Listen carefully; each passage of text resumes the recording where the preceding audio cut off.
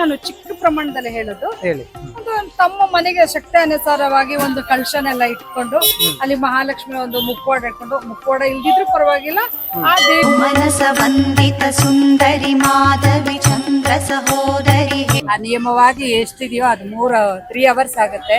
ಸಹಸ್ರನಾಮ ಎಲ್ಲ ಹೇಳ್ಬಿಟ್ಟು ಆರತಿ ಮಾಡಿ, ಮಂಗಳಾರತಿ ಮಾಡಿ, ಮಹಾ ನೈವೇದ್ಯ ಎಲ್ಲ ಮಾಡ್ಬಿಟ್ಟು ದೇವಿನ ಎಲ್ಲಾರು ಚೆನ್ನಾಗಿರ್ಲಿ ಅಂತ ಸರ್ವೇ ಜನ ಸುಖಿನೋ ಭವಂತು ಅಂತ ಪೂಜೆ ಎಲ್ಲ ಮಾಡ್ಕೊಂಡು, ಏನಿಲ್ಲ ಅಂದ್ರೆ ಲಿಂಬೆ ಪಾನಕ ಆದ್ರೂ ಅವಳಿಗೆ ಒಂದು ನೈವೇದ್ಯ ಮಾಡ್ಬೇಕು. ಕಮಲದ ಮೊಗದೋಳೆ ಕಮಲದ ಕಣ್ಣೋಳೆ ಕಮಲವ ಕೈ. ಶ್ರಾವಣ ಮಾಸ ಬಂದ್ರೆ ಬಹಳ ಖುಷಿ ಆಗತ್ತೆ. ಯಾಕೆಂದ್ರೆ ನಮ್ಮ ಹೆಂಗಸರಿಗೆಲ್ಲ ದೊಡ್ಡ ಹಬ್ಬ ಅಂದ್ರೆ ವರಮಹಾಲಕ್ಷ್ಮಿ ಹಬ್ಬನೇ. ಲಕ್ಷ್ಮೀ ದೇವಿ ಹೇಗೆ ಹುಟ್ಟಿದ್ದು? ಲಕ್ಷ್ಮೀ ದೇವಿ ಸಮುದ್ರ ಮಂಥನದಲ್ಲಿ ಹುಟ್ಟಿದ್ದು. ಸಾಗರ ಮಂಥನದಲ್ಲಿ ಜನಿಸಿದ.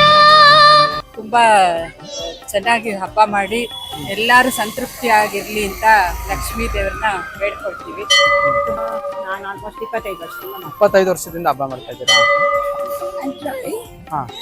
ಧನಲಕ್ಷ್ಮಿ, ಸಂತಾನಲಕ್ಷ್ಮಿ, ಧೈರ್ಯಲಕ್ಷ್ಮಿ, 3 ವರಲಕ್ಷ್ಮಿ, 4 ಗಜಲಕ್ಷ್ಮಿ, 5 ದೀಪಲಕ್ಷ್ಮಿ. ಮಹಾಲಕ್ಷ್ಮಿಲಿ ಒಂದು ಎಷ್ಟು ಅವತಾರಗಳಿದ್ದಾವೆ? ಶ್ರೀಕೃಷ್ಣನ್ಗೆ ದ್ವಾಪರ ಯುಗದಲ್ಲಿ ಲಕ್ಷ್ಮೀ ದೇವಿ ತುಂಬಾ ಜನ ಹೆಂಡತಿರಿದ್ರು, ಅದ್ರಲ್ಲಿ ಯಾರು ಲಕ್ಷ್ಮೀ ದೇವಿ ಅವತಾರ ತಂದಿದ್ದು ಯಾರು? ಎಲ್ಲರಿಗೂ ಆಗತ್ತೆ, ಸಾಲಲ್ಲ ಕೆಲವ್ರಿಗೆ ಅಷ್ಟೇ. ಆದಿಲಕ್ಷ್ಮಿ, ಒಂದು, ಗಜಲಕ್ಷ್ಮಿ, 2, ಸಂತಾನಲಕ್ಷ್ಮಿ, 3, ವಿದ್ಯಾಲಕ್ಷ್ಮಿ, ಧೈರ್ಯಲಕ್ಷ್ಮಿ, ವಿಜಯಲಕ್ಷ್ಮಿ, ವಿದ್ಯಾಲಕ್ಷ್ಮಿ, ಧನಲಕ್ಷ್ಮಿ ಆಯ್ತಲ್ಲ, ಸಂತಾನಲಕ್ಷ್ಮಿ, ಗಜಲಕ್ಷ್ಮಿ, ವೀರ್ಯಲಕ್ಷ್ಮಿ, ಧೈರ್ಯಲಕ್ಷ್ಮಿ, ವರಮಹಾಲಕ್ಷ್ಮಿ. ಶ್ರೀದೇವಿ ಬಾಮ ಧನಲಕ್ಷ್ಮಿ ಬಾಮ ಮನೆಯನ್ನು.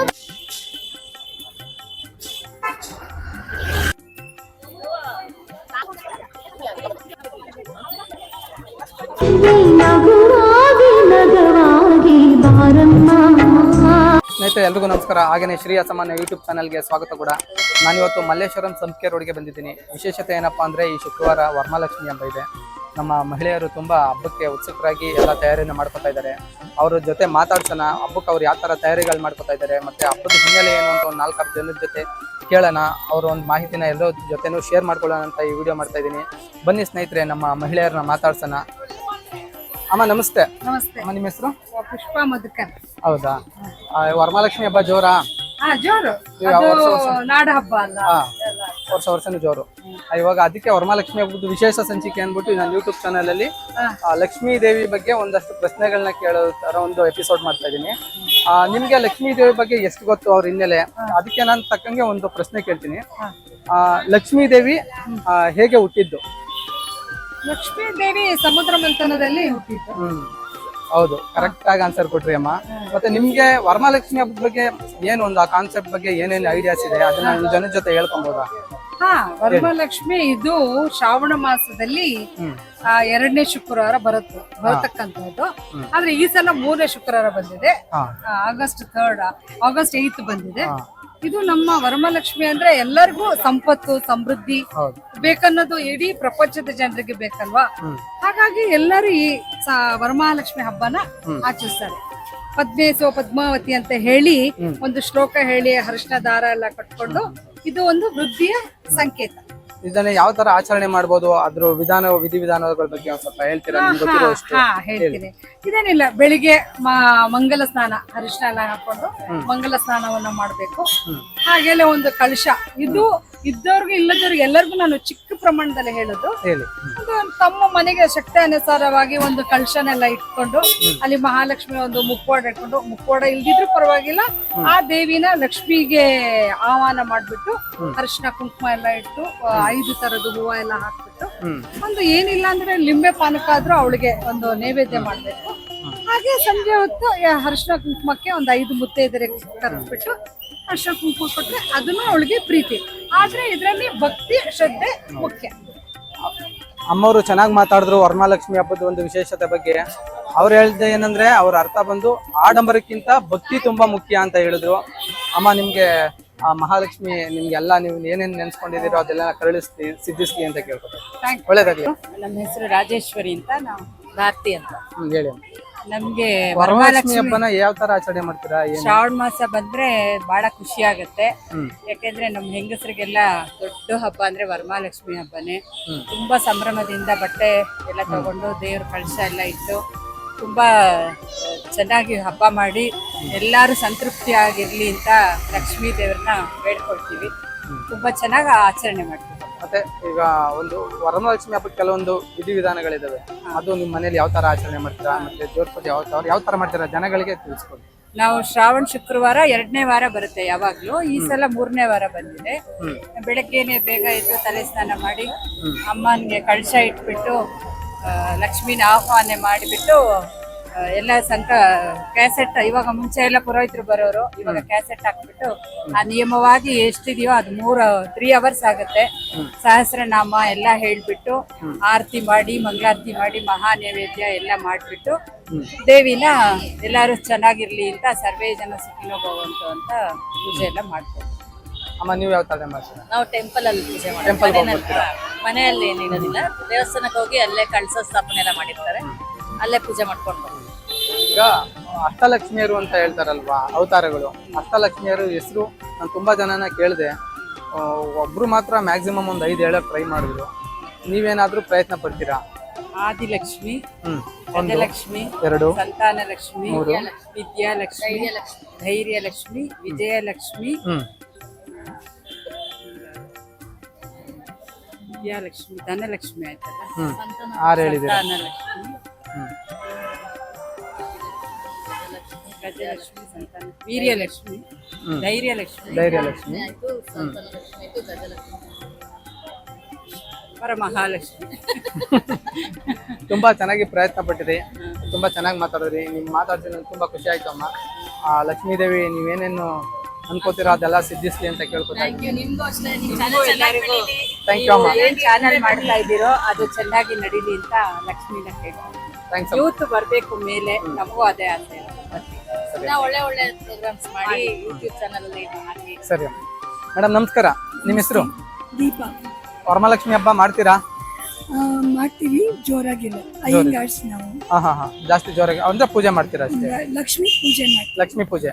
ಈಗ ಲಕ್ಷ್ಮೀ ಪೂಜೆ ಅಂತ ಅಂದ್ರೆ ಈಗ ಅಷ್ಟಲಕ್ಷ್ಮಿಯರು ಅಂತ ಇದಾರಲ್ಲ ಅವತಾರಗಳು, ಅಷ್ಟಲಕ್ಷ್ಮಿಯರಲ್ಲಿ ನಿಮ್ಗೆ ಎಷ್ಟು ಜನ ಲಕ್ಷ್ಮಿ ಹೆಸರುಗಳು ಗೊತ್ತು? ಅಂತ್ರಾಳಿ, ಹಾ, ಧನಲಕ್ಷ್ಮಿ, ಸಂತಾನಲಕ್ಷ್ಮಿ, ಧೈರ್ಯಲಕ್ಷ್ಮಿ, 3, ವರಲಕ್ಷ್ಮಿ, 4, ಗಜಲಕ್ಷ್ಮಿ, 5, ದೀಪಲಕ್ಷ್ಮಿ. ಇಲ್ಲ, 5 ಸರಿಯಾಗಿ ಹೇಳಿದೀರಾ. ತುಂಬಾ ಲಕ್ಷ್ಮಿ ಹಬ್ಬ ಯಾವ ತರ ಮಾಡ್ಬೋದು ಏನು ಅದ್ರ ಬಗ್ಗೆ ಏನಾದ್ರು ಗೊತ್ತಿದ್ರೆ ಶೇರ್ ಮಾಡ್ಬೋದು. ಕೆಲವ್ರ ಮನೇಲಿ ಕಳಶ ಇಟ್ಟು ಪೂಜೆ ಮಾಡ್ತಾರೆ, ದುಡ್ಡು ಪೂಜೆ ಮಾಡ್ತಾರೆ, ಲಕ್ಷ್ಮಿಗೆ ಅಲಂಕಾರ ಮಾಡಿ ಪೂಜೆ ಮಾಡ್ತಾರೆ. ಅಷ್ಟೇ. ತುಂಬಾ ಚೆನ್ನಾಗಿ ಮಾತಾಡಿದ್ರಿ, ಮತ್ತೆ ಒಳ್ಳೆ ಪ್ರಯತ್ನ ಪಟ್ರಿ. 5 ಹೆಸರು ಕರೆಕ್ಟ್ ಆಗಿ ಹೇಳಿದಿರಿ. ನಿಮ್ಗೆ ಒಳ್ಳೇದಾಗ್ಲಿ, ಮಹಾಲಕ್ಷ್ಮಿ ನಿಮ್ಗೆಲ್ಲ ಒಳ್ಳೇದೇ ಮಾಡ್ಲಿ. ಹೆಸರು? ನನ್ನ ಹೆಸರು ವಿನಯ. ವಿನಯ. ಇವಾಗ ವರಮಹಾಲಕ್ಷ್ಮಿ ಹಬ್ಬ ಜೋರ ಮಾಡ್ತೀರಾ ನೀವು? ಮಾಡ್ತೀವಿ. ಎಷ್ಟು ವರ್ಷದಿಂದ ಮಾಡ್ತಾ ಇದ್ದೀರಾ? ನಾವಂದ್ರೆ ಮದ್ವೆ ಆದಾಗಿಂದ ಮಾಡ್ತಾ ಮದ್ವೆ ಆದಾಗ. ಇವಾಗ 7 ವರ್ಷದಿಂದ. ಈಗ ವರಮಹಾಲಕ್ಷ್ಮಿ ಹಬ್ಬ ಅಂದ್ರೆ ಫುಲ್ಲು ಹೆಂಗಸರಿಗೆಲ್ಲ ಮನೆಯಲ್ಲಿ ಒಂಥರ ಸಂಭ್ರಮ. ಇವಾಗ ಒಂದು ವರಮಹಾಲಕ್ಷ್ಮಿ ಬಗ್ಗೆ ನಿಮ್ಗೆ ಒಂದು ಪ್ರಶ್ನೆ ಕೇಳ್ತೀನಿ, ಮಹಾಲಕ್ಷ್ಮಿ ಸಂಬಂಧಪಟ್ಟಂಗೆ. ವರಮಹಾಲಕ್ಷ್ಮಿ ಅಂತಂದ್ರೆ ಮಹಾಲಕ್ಷ್ಮಿಲಿ ಒಂದು ಎಷ್ಟು ಅವತಾರಗಳಿದಾವೆ? ತುಂಬಾ ಇದಾವೆ. 9 ಇರ್ಬೋದು. 9 ಅಲ್ಲ, ಹತ್ರ ಇದ್ದೀರಾ. ಅಷ್ಟಲಕ್ಷ್ಮಿಯರು ಅಂತ ಕರೀತಾರೆ, ಅಷ್ಟಲಕ್ಷ್ಮಿ. ಅಷ್ಟಲಕ್ಷ್ಮಿಯರು ಅಂತ. ನಿಮ್ಮ ಹೆಸರು? ಹೇಮಂತ್. ಅಮ್ಮ ಹಬ್ಬ ಮಾಡ್ತೀರಾ ವರಮಹಾಲಕ್ಷ್ಮಿ ಹಬ್ಬ? ಇವಾಗ ಹಬ್ಬ ಮಾಡ್ತೀರಾ. ವರಮಹಾಲಕ್ಷ್ಮಿಗೆ ಸಂಬಂಧಪಟ್ಟಂಗೆ ಮಹಾಲಕ್ಷ್ಮಿಗೆ ಸಂಬಂಧಪಟ್ಟಂಗೆ ಒಂದು ಪ್ರಶ್ನೆ ಕೇಳ್ತೀನಿ. ಪ್ರಶ್ನೆ ಏನಪ್ಪಾ ಅಂದ್ರೆ, ಮಹಾಲಕ್ಷ್ಮಿ ಅಂದ್ರೆ ಬಂದು ಶ್ರೀಮನ್ನಾರಾಯಣನ ಪತ್ನಿ. ಶ್ರೀಮನ್ನಾರಾಯಣ ಪತ್ನಿ ಲಕ್ಷ್ಮೀದೇವಿ ಅವತಾರ ಅಲ್ವಾ? ಒಂದು ದ್ವಾಪರ ಯುಗದಲ್ಲಿ ಶ್ರೀಕೃಷ್ಣನಿಗೆ ಮತ್ತೆ ಲಕ್ಷ್ಮೀದೇವಿ ಪತ್ನಿಯಾಗಿ ಬರ್ತಾರೆ. ಅದು ಯಾವ ಅವತಾರದಲ್ಲಿ ಬರ್ತಾರೆ? ಅವ್ರ ಹೆಸರೇನು? ಶ್ರೀಕೃಷ್ಣನ್ಗೆ ದ್ವಾಪರ ಯುಗದಲ್ಲಿ ಲಕ್ಷ್ಮೀದೇವಿ ತುಂಬಾ ಜನ ಹೆಂಡತಿರಿದ್ರು, ಅದರಲ್ಲಿ ಯಾರು ಲಕ್ಷ್ಮೀದೇವಿ ಅವತಾರ ತಂದಿದ್ದು ಯಾರು? ಗೊತ್ತಾಗ್ತಲ್ವಾ? ಸರಿಯಾದ ಉತ್ತರ ಬಂದು ರುಕ್ಮಿಣಿ. ರುಕ್ಮಿಣಿ ದೇವಿನೇ ಲಕ್ಷ್ಮೀ ದೇವಿ ರುಕ್ಮಿಣಿ ದೇವಿಯಾಗಿ ದ್ವಾಪರ ಯುಗದಲ್ಲಿ ಅವತಾರ ಎತ್ತಿರ್ತಾರೆ. ಅದ್ರ ಹಿಂದೆ ಹೋದ್ರೆ ತ್ರೇತಾಯುಗದಲ್ಲಿ ಶ್ರೀರಾಮನ ಪತ್ನಿಯಾಗಿ ಸೀತಾದೇವಿಯಾಗಿ ಅವತಾರ ಎತ್ತಿರ್ತಾರೆ. Thank you. ನಿಮ್ಮ ಹೆಸರು ಅಮ್ಮ? ಪ್ರೇಮ ಅಂತ. ಪ್ರೇಮ. ಅಮ್ಮ ಹಬ್ಬ ಮಾಡ್ತೀರಾ? ಹೌದ್ರಿ ಹಬ್ಬ ಜೋರ? ಎಷ್ಟು ವರ್ಷದಿಂದ ಮಾಡ್ತೀರಾ? ನಾನು ಆಲ್ಮೋಸ್ಟ್ 25 ವರ್ಷದಿಂದ 25 ವರ್ಷದಿಂದ ಹಬ್ಬ ಮಾಡ್ತಾ ಇದ್ದೀರಾ? ಮತ್ತೆ ಈಗ ಅಮ್ಮ ವರಮಹಾಲಕ್ಷ್ಮಿ ಅಂದ್ರೆ ವರಮಹಾಲಕ್ಷ್ಮಿ ಮಹಾಲಕ್ಷ್ಮಿಲಿ ಅಷ್ಟ ಅವತಾರಗಳು ಇದಾವೆ. ಅದ್ರಲ್ಲಿ ನಿಮ್ಗೆ ಎಷ್ಟು ಬರುತ್ತೆ ಅಷ್ಟು ಹೇಳಿ ಅಮ್ಮ ಹೆಸರುಗಳು. ಅಷ್ಟಲಕ್ಷ್ಮಿ ಅಂತ ಗೊತ್ತು, ಫುಲ್ಲು ಒಬ್ಬೊಬ್ಬರದ್ದು ಗೊತ್ತಿಲ್ಲ. ಆದಿಲಕ್ಷ್ಮಿ ಅಂದ್ರೆ 8 ಜನ ಲಕ್ಷ್ಮಿಯರು ಅವತಾರ ಅಂತ ಇದಾವಲ್ಲ, 8ರಲ್ಲಿ ನಿಮ್ಗೆ ಎಷ್ಟು ಬರುತ್ತೆ ಅಷ್ಟು ಒಂದು 4. ಆದಿಲಕ್ಷ್ಮಿ, ಪರಾಶಕ್ತಿ, ಪರಾಶಕ್ತಿ ಒಂದು ಬೇರೆ ಅವತಾರ, ಅಮ್ಮ ಆಯ್ತು. ಸುಮ್ಮನೆ ಆದಿಲಕ್ಷ್ಮಿ ಹೋಗ್ತೇನಾ? ಅಷ್ಟೇ, ಅದೊಂದೇ ನಾವು. ಅಮ್ಮ ಹಬ್ಬ ಎಲ್ಲ ಮನೇಲಿ ಯಾವ ತರ ಆಚರಣೆ ಮಾಡ್ತೀರಾ ನೀವು? ಬೆಳಗ್ಗೆ ಎದ್ದ ತಕ್ಷಣನೇ ಅದು ಕಳಸ ಇಟ್ಟು ಅದಕ್ಕೆಲ್ಲ ಒಬ್ಬಟ್ಟು ಎಲ್ಲ ಅಡುಗೆ ಎಲ್ಲ ಮಾಡಿ ಸೀರೆ ಉಡಿಸಿ ದೇವರಿಗೆ ಅಲಂಕಾರ ಮಾಡಿ ನೈವೇದ್ಯಕ್ಕೆಲ್ಲ ಒಬ್ಬಟ್ಟು ಮಾಡಿ ಬಂದವ್ರಿಗೆಲ್ಲ ಕುಂಕುಮ ಒಂದು 9 ಜನಕ್ಕೆ ಕುಂಕುಮ ಕೊಟ್ಟು ಮುತ್ತೈದೆಯರು ಕರೆದು ಅರಿಶಿನ 9 ಜನ ಕುಂಕುಮ. ವರಮಹಾಲಕ್ಷ್ಮಿ ವ್ಯಾಪಾರ ಜೋರ ಅಂತ? ಇನ್ನ ಬಂದಿಲ್ಲ ಸರ್. ಫಸ್ಟ್ನೇ ವಾರ ಮಂಗಳಗೌರಿ ಬರುತ್ತೆ, ಅದಾದ್ಮೇಲೆ ವರಮಹಾಲಕ್ಷ್ಮಿ ಬರುತ್ತೆ. ನಾಳೆ ಮಂಗಳವಾರ ಅಲ್ವಾ, ನಾಳೆಯಿಂದ ಶುರುವಾಗುತ್ತೆ. ನಾಳೆಯಿಂದ ಶುರುವಾಗುತ್ತೆ. ಮಂಗಳಗೌರಿ ಆದ್ಮೇಲೆ ವರಮಹಾಲಕ್ಷ್ಮಿ. ನಾಳೆ ಮಂಗಳಗೌರಿ ಹಬ್ಬ. ಇವತ್ತಿಂದನೇ ವ್ಯಾಪಾರಗಳೆಲ್ಲ ಶುರುವಾಗಿದೆ ಇವಾಗ. ನಿಮ್ಗೂ ಮಹಾಲಕ್ಷ್ಮಿ ಎಲ್ಲ ಒಳ್ಳೇದ್ ಮಾಡ್ಲಿ, ಒಳ್ಳೆ ಲಾಭ ತಂದ್ಕೊಡ್ಲಿ ಸರ್. ಪ್ರತಿ ವರ್ಷ ಎಲ್ಲಾರ್ಗು ಆಗತ್ತೆ ಸರ್. ಪ್ರತಿ ವರ್ಷನೂ ಆಗುತ್ತೆ. ಎಲ್ಲಾರ್ಗು ಆಗತ್ತೆ, ಆಗಲ್ಲ ಅನ್ನೋದು ಏನಿಲ್ಲ, ಎಲ್ಲಾರ್ಗು ಆಗತ್ತೆ. ಸಾಲಲ್ಲ ಕೆಲವ್ರಿಗೆ ಅಷ್ಟೇ. ಎಲ್ರಿಗೂ ಆದಾಯ ಬರುತ್ತೆ, ಕೆಲವ್ರಿಗೆ ಎಕ್ಸ್ಪೆಕ್ಟೇಷನ್ ಜಾಸ್ತಿ ಇರುತ್ತೆ. ಲಾಸ್ ಅನ್ನೋದು ಯಾರಿಗೂ ಇಲ್ಲ ಸರ್. ಭಿಕ್ಷುಕನಿಗೂ 5 ರೂಪಾಯಿ ಹಾಕೋ ಜಾಗದಲ್ಲಿ 10 ರೂಪಾಯಿ ಹಾಕ್ತಾರೆ ಸರ್. ಪ್ರತಿಯೊಬ್ಬರಿಗೂ ಲಾಭ ಇದೆ. ಒಳ್ಳೇದಾಗ್ಲಿ ಸರ್. ಈ ವಿಡಿಯೋ ನೋಡಿದವ್ರಿಗೆಲ್ಲ ವರಮಹಾಲಕ್ಷ್ಮಿ ಹಬ್ಬದ ಶುಭಾಶಯಗಳು. ಸ್ನೇಹಿತರೆ, ಈ ವಿಡಿಯೋ ಎಲ್ರಿಗೂ ಇಷ್ಟ ಆಗಿದೆ ಅಂತ ಅನ್ಕೋತೀನಿ. ದಯವಿಟ್ಟು ಇನ್ನೂ ಯಾರ್ಯಾರು ನನ್ನ ಚಾನಲ್ನ ಸಬ್ಸ್ಕ್ರೈಬ್ ಮಾಡ್ಕೊಂಡಿರೋ ಅವರೆಲ್ಲ ಈ ಕೂಡಲೇ ಸಬ್ಸ್ಕ್ರೈಬ್ ಮಾಡ್ಕೊಳ್ಳಿ ಮತ್ತು ನನ್ನ ಚಾನಲ್ಗೆ ಸಪೋರ್ಟ್ ಮಾಡಿ, ಲೈಕ್ ಮಾಡಿ, ಶೇರ್ ಮಾಡಿ ಅಂತ ಹೇಳ್ತಾ ಮುಂದಿನ ವಿಡಿಯೋದಕ್ಕೆ ನಿಮ್ಮೆಲ್ಲರಿಗೂ ಸಿಗ್ತೀನಿ. ಧನ್ಯವಾದಗಳು ಸ್ನೇಹಿತರೆ.